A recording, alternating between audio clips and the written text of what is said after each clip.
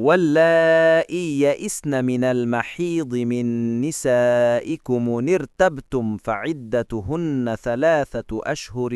واللائي لم يحضن وأولاة الأحمال أجلهن أن يضعن حملهن ومن يتق الله يجعل له من أمره يسرا 1 এবং যেসব স্ত্রীগণ আশা হারিয়েছে ঋতুস্রাব হতে তোমাদের স্ত্রীদের থেকে যদি তোমরা সন্দেহ করো তবে তাদের ইদ্যত 3 মাস 2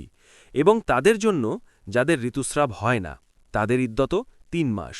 3 এবং গর্ভবতী সম্পন্নরা তাদের সময়কাল যেন তারা প্রসব করে তাদের গর্ভ 4 এবং যে আল্লাহ সচেতন থাকে তার জন্য স্থাপন করে তার কাজ সহজসাধ্য দিয়ে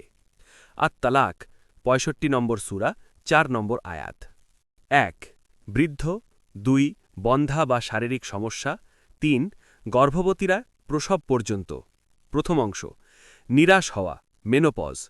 যেসব নারীদের বয়স হয়ে গেছে অর্থাৎ যাদের মাসিক হওয়ার আর সম্ভাবনা নেই এটি জীবনের এমন একটি পর্যায় যখন একজন নারীর ঋতুস্রাব বা পিরিয়ড স্থায়ীভাবে বন্ধ হয়ে যায় সাধারণত ৪৫ থেকে ৫৫ বছর বয়সের মধ্যে এটি ঘটে তাদের ইদ্যত 3 মাস দ্বিতীয় অংশ যাদের মাসিক হয় না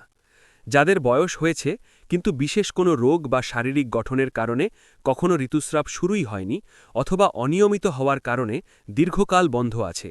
তাদের ক্ষেত্রেও ইদ্যত 3 মাস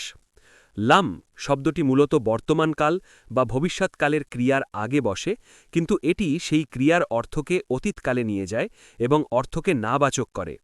লা সাধারণত বর্তমানকালের ক্রিয়ার আগে বসে এবং অর্থকে বর্তমান বা ভবিষ্যৎকালে নাবাচক রাখে এটি লাম এর মতো কাল পরিবর্তন করে অতীতকালে নেয় না তৃতীয় অংশ সন্তান প্রসব কোনো নারী যদি তালাক পাওয়ার সময় গর্ভবতী থাকেন তবে তার ইদ্যত 3 মাস বা 3 ঋতুস্রাব হবে না বরং যেদিন তিনি সন্তান প্রসব করবেন সেদিনই তার ইদ্যত শেষ হয়ে যাবে